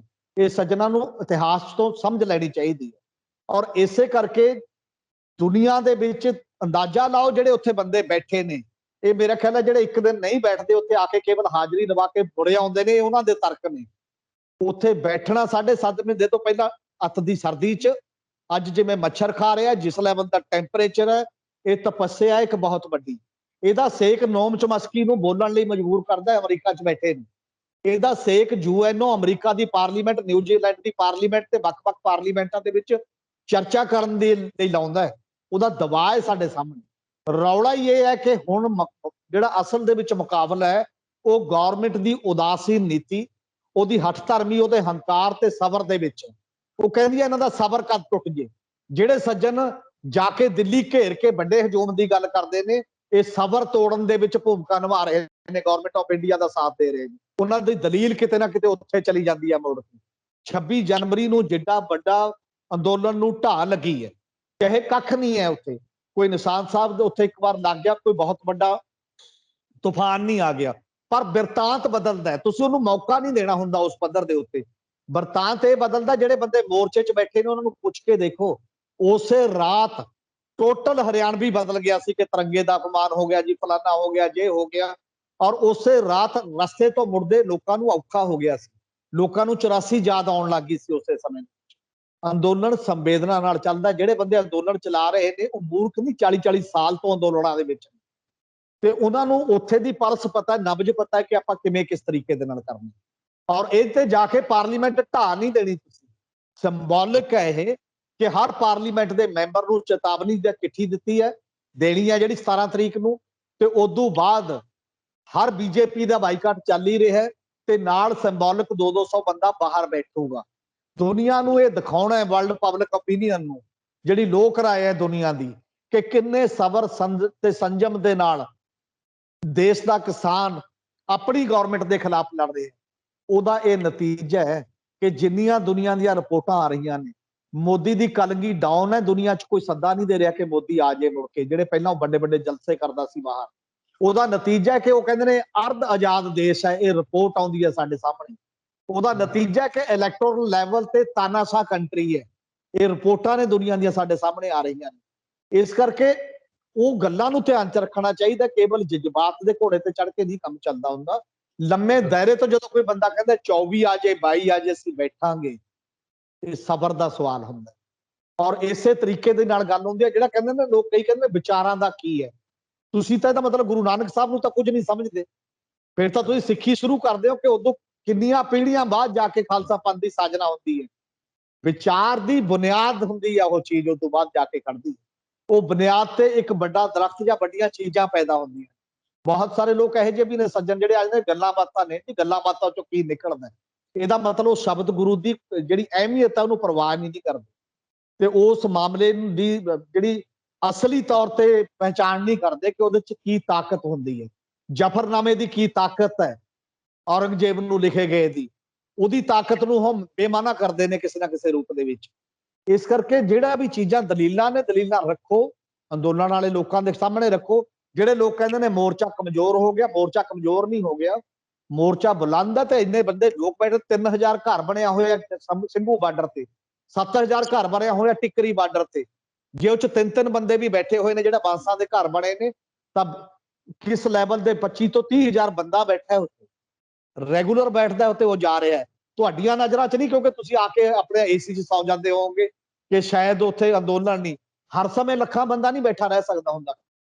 ਪੜਾਅ ਹੁੰਦੇ ਨੇ, ਜਥੇ ਜਾਂਦੇ ਨੇ, ਤੇ ਜੇ ਜੈਤੋ ਦੇ ਮੋਰਚੇ ਜਥੇ ਜਾਂਦੇ ਸੀ, ਗੁਰੂ ਕੇ ਬਾਗ ਦੇ ਵਿੱਚ ਜਥੇ ਜਾਂਦੇ ਸੀ, ਬਾਕੀ ਜਗ੍ਹਾ ਜਥੇ ਜਾਂਦੇ ਸੀ, ਉਹ ਜਥਿਆਂ ਦੀ ਲਿਮਟ ਹੁੰਦੀ ਹੈ ਕਿ ਉਸ ਪੱਧਰ ਦੇ ਉੱਤੇ ਜਾ ਰਹੇ ਨੇ ਤਾਂ ਕਿ ਲਗਾਤਾਰਤਾ ਹੋ ਸਕਦਾ ਆਉਣ ਵਾਲੇ ਦਿਨਾਂ 'ਚ ਨਾ ਮੰਨਿਆ ਗਿਆ ਤੇ ਕਿਸਾਨ ਅੰਦੋਲਨ ਕੋਈ ਗ੍ਰਿਫਤਾਰੀਆਂ ਦਾ ਪ੍ਰੋਗਰਾਮ ਦੇਵੇ। ਤਾਂ ਇਹਨਾਂ ਸੱਜਣਾਂ ਨੂੰ ਤਿਆਰੀ ਕਰਨੀ ਚਾਹੀਦੀ ਹੈ ਕਿ ਤੁਸੀਂ ਕਿੰਨੇ ਦਿਨ ਗ੍ਰਿਫਤਾਰ ਹੋਣ ਲਈ ਤਿਆਰ ਹੋ, ਆਪਣੀਆਂ ਲਿਸਟਾਂ ਬਣਾਓ, ਮੋਰਚੇ ਨੂੰ ਦਿਓ ਕਿ ਸਾਡੇ ਨਾਲ ਇੰਨੇ ਬੰਦੇ ਨੇ, ਚਾਹੁੰਦੇ ਨੇ ਅਸੀਂ ਜੇਲ੍ਹ ਜਾਣ ਲਈ ਤਿਆਰ ਆ, ਤੇ ਤੁਸੀਂ ਇਹ ਸੱਦਾ ਦੇ ਦਿਓ, ਅਸੀਂ ਪਹਿਲਾਂ ਜਾਵਾਂਗੇ ਜੇਲ੍ਹ ਦੇ ਵਿੱਚ। ਇਹ ਸੱਦਾ ਦੇ ਦੇਣ ਫਿਰ ਠੀਕ ਗੱਲ, ਸ਼ਾਇਦ ਮੋਰਚਾ ਸੱਦਾ ਦੇ ਦੇ ਕਿ 20-50 ਹਜ਼ਾਰ ਬੰਦਾ ਤਾਂ ਜਿਹੜੇ ਕਹਿਣ ਵਾਲੇ ਨੇ ਉਹਨਾਂ ਦੇ ਨਾਲ ਹੀ ਹੈ, ਅਜੇ ਇੰਨੇ ਤਾਂ ਜੇਲ੍ਹ 'ਚ ਭੇਜਦੇ ਆ, ਬਾਕੀ ਬਾਅਦ ਦੇ ਵਿੱਚ ਦੇਖਾਂਗੇ। ਕਹਿਣੀ ਤੇ ਕਰਨੀ ਦੇ ਵਿੱਚ, ਅਪਰੋਚ ਦੇ ਵਿੱਚ ਬਹੁਤ ਫਰਕ ਹੈ। ਔਰ ਉਹ ਡੈਮੇਜ ਨਹੀਂ ਕਰਨਾ ਚਾਹੀਦਾ ਉਸ ਗੱਲਾਂ ਕਰਕੇ ਕਿ ਕੁਝ ਨਹੀਂ ਕਰ ਰਹੇ, ਐ ਨਹੀਂ ਹੋ ਰਿਹਾ, ਐ ਨਹੀਂ ਹੋ ਰਿਹਾ। ਤੁਸੀਂ ਕੁਝ ਕਰ ਸਕਦੇ ਹੋ ਤਾਂ ਆਪਣੇ ਲੈਵਲ ਤੇ ਉਦੋਂ ਜ਼ਿਆਦਾ ਕਰਕੇ ਦਿਖਾਓ ਤਾਂ ਕਿ ਲੋਕ ਤੁਹਾਡੀ ਸਪੋਰਟ ਕਰਨ। ਬਿਲਕੁਲ ਬਿਲਕੁਲ। ਹਰਮੀਤ ਸਿੰਘ ਜੀ, ਮੈਂ ਉਸੇ ਮੁੱਢਲੇ ਸਵਾਲ ਤੇ ਆਨਾ ਕਿ ਕੀ ਤੁਹਾਨੂੰ ਲੱਗਦਾ ਹੈ ਕਿ ਜੇ ਪੰਜਾਬ ਦੇ ਵਿੱਚ ਕੋਈ ਵੀ ਪੰਜਾਬ ਪੱਖੀ ਪਾਰਟੀ ਜਾਂ ਪੰਜਾਬ ਪੱਖੀ ਧਿਰ ਸਿਆਸਤ ਦੇ ਵਿੱਚ ਆਪਣੇ ਹੱਥ ਅਜ਼ਮਾਉਣਾ ਚਾਹੁੰਦੀ ਹੈ, ਕੀ ਇਹ ਰਵਾਇਤੀ ਪਾਰਟੀਆਂ ਉਹਨਾਂ ਦੇ ਪੈਰ ਲੱਗਣ ਦੇਣਗੀਆਂ? ਕੀ ਇਹ ਰਵਾਇਤੀ ਪਾਰਟੀਆਂ, ਤੁਹਾਨੂੰ ਲੱਗਦਾ ਹੈ ਕਿ ਉਹਨਾਂ ਨੂੰ ਅੱਗੇ ਵਧਣ ਦੇ ਲਈ ਉਹਨਾਂ ਨੂੰ ਕੋਈ ਕਿਤੇ ਇਧਰੋਂ ਉਧਰੋਂ, ਜਿਵੇਂ ਤੁਹਾਨੂੰ ਪਤਾ ਹੈ ਕਿ ਸਿਆਸਤ ਦੇ ਵਿੱਚ ਹੁੰਦਾ ਕਿ ਉਹ ਮਾਰਨ ਦੀ ਕੋਸ਼ਿਸ਼ ਕਰਦੀਆਂ ਨੇ। ਅਕਾਲੀ ਦਲ ਨੂੰ ਲੋਕਾਂ ਨੇ ਬਣਾਇਆ ਸੀਗਾ ਪੰਜਾਬ ਪੱਖੀ ਪਾਰਟੀ, ਉਹ ਵੀ ਇੱਕ ਰਵਾਇਤੀ ਪਾਰਟੀ ਬਣ ਕੇ ਰਹਿ ਗਈ ਹੁਣ। ਨਹੀਂ, ਕੋਈ ਕਿਸੇ ਲਈ ਸਪੇਸ ਨਹੀਂ ਛੱਡਦਾ। ਕਿਉਂ ਛੱਡਣਗੀਆਂ ਰਵਾਇਤੀ ਪਾਰਟੀਆਂ ਸਪੇਸ?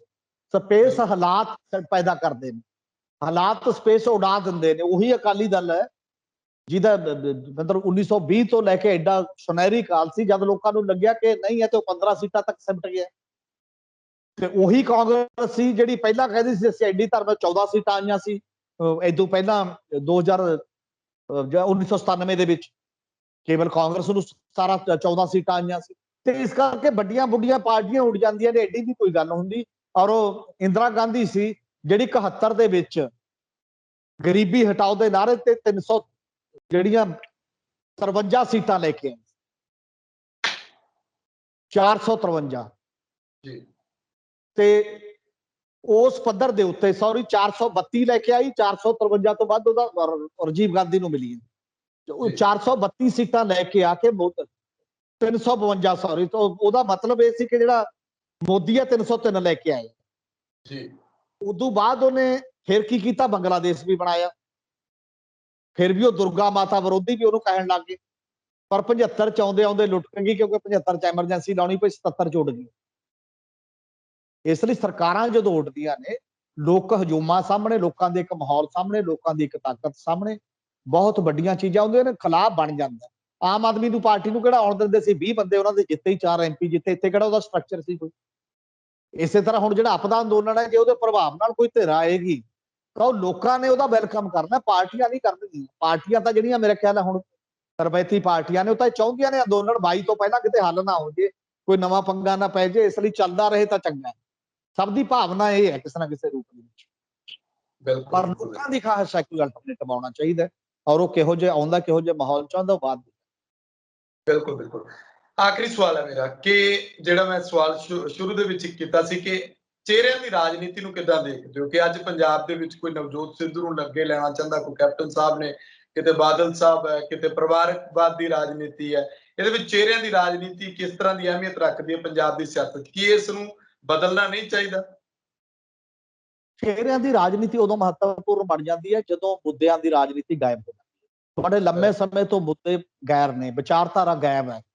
ਪਹਿਲਾਂ ਵਿਚਾਰਧਾਰਾ ਗਈ ਪਾਰਟੀਆਂ ਦੀ, ਕਿਉਂਕਿ ਵਿਚਾਰਧਾਰਾ ਜਾਣ ਦਾ ਤਰੀਕਾ ਸੀ, ਫਿਰ ਜਿਹੜੀ ਮਰਜ਼ੀ ਪਾਰਟੀ 'ਚ ਚੱਲ ਜੇ, ਕਿਸੇ ਨੂੰ ਕੋਈ ਮਤਲਬ ਕੋਈ ਪ੍ਰੋਬਲਮ ਨਹੀਂ ਸੀ।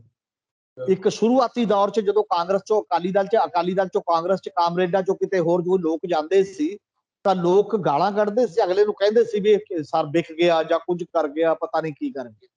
ਪਰ ਹੁਣ ਪਿਛਲੇ 2-3 ਦਹਾਕਿਆਂ ਤੋਂ ਇੱਕ ਮਾਹੌਲ ਬਣਦਾ ਜਾ ਰਿਹਾ। ਉਹ ਮਾਹੌਲ ਇਹ ਬਣਿਆ ਕਿ ਵਿਚਾਰਧਾਰਾ ਬਚੀ ਨਹੀਂ ਹੈ ਉਸ ਪੱਧਰ ਦੇ ਉੱਤੇ, ਕੋਈ ਪਾਰਟੀਆਂ 'ਚ ਅਦਲਾ ਬਦਲੀ ਹੋ। ਉਦੋਂ ਬਾਅਦ ਫਿਰ ਮੁੱਦੇ ਵੀ ਖਤਮ ਹੋ ਗਏ, ਹੁਣ ਮੁੱਦੇ ਵੀ ਇੱਕੋ ਜਿਹੇ ਨੇ, ਕਿਉਂਕਿ ਜੇ ਕੋਈ ਕਹਿੰਦਾ ਮੈਂ 200 ਯੂਨਿਟ ਮੁਫਤ ਬਿਜਲੀ ਦਊਂਗਾ, ਦੂਜਾ ਕਹਿੰਦਾ ਮੈਂ 300 ਦਊਂਗਾ, ਇੱਕ ਕਹਿੰਦਾ ਮੈਂ ਇੰਨਾ ਕਰਜ਼ਾ ਮਾਫ ਕਰੂੰਗਾ, ਦੂਜਾ ਕਹਿੰਦਾ ਮੈਂ ਇੰਨਾ ਕਰੂੰਗਾ, ਤੀਜਾ ਕਹਿੰਦਾ ਮੈਂ ਮਤਲਬ ਬੁਨਿਆਦੀ ਅਪਰੋਚ ਤੇ ਕੋਈ ਫਰਕ ਨਹੀਂ ਹੈ ਮੁੱਦਿਆਂ 'ਚ। ਇਸੇ ਕਰਕੇ ਚਿਹਰੇ ਆਉਂਦੇ, ਪਰ ਚਿਹਰਿਆਂ ਨਾਲ ਚੀਜ਼ਾਂ ਨਹੀਂ ਬਦਲਦੀਆਂ ਹੁੰਦੀਆਂ, ਚਿਹਰਿਆਂ ਨਾਲ ਲੋਕਾਂ ਦੀ ਜ਼ਿੰਦਗੀ ਨਹੀਂ ਬਦਲਦੀ ਹੁੰਦੀ। ਚਿਹਰਿਆਂ ਦਾ ਰੋਲ ਹੁੰਦਾ ਹੈ, ਕੋਈ ਵਿਅਕਤੀ, ਅੰਦੋਲਨਾਂ 'ਚੋਂ ਆਏ ਵਿਅਕਤੀ ਹੁੰਦੇ ਨੇ, ਲੋਕ ਉਹਨਾਂ ਤੇ ਭਰੋਸਾ ਕਰਦੇ ਨੇ, ਭਰੋਸਾ ਕਰਕੇ ਮਹਿਸੂਸ ਕਰਦੇ ਨੇ ਕਿ ਹਾਂ ਇਹਨਾਂ ਦੇ ਮਗਰ ਚੱਲ ਕੇ ਇਹ ਇਹਨਾਂ ਮੁੱਦਿਆਂ ਨੂੰ ਹੱਲ ਕਰੂ। ਮੁੱਦਿਆਂ ਦੀ ਗੈਰ ਹਾਜ਼ਰੀ 'ਚ ਕੇਵਲ ਚਿਹਰੇ ਦੇ ਨਾਲ ਗੱਲ ਕਰਨਾ, ਉਹਦਾ ਕੋਈ ਮਤਲਬ ਨਹੀਂ ਆਪਣੇ ਆਪ ਦੇ ਵਿੱਚ। ਔਰ ਇਸ ਕਰਕੇ ਬਹੁਤ ਜ਼ਰੂਰੀ ਹੈ ਕਿ ਨੰਬਰ 1 ਪੰਜਾਬ ਨੂੰ ਮੁੱਦੇ ਉਭਾਰਨ ਦਾ ਸਵਾਲ ਹੈ ਤੇ ਉਹਨਾਂ ਮੁੱਦਿਆਂ ਤੇ ਖੜ ਕੇ ਸਟੈਂਡ ਲੈਣ ਦਾ ਸਵਾਲ ਹੈ।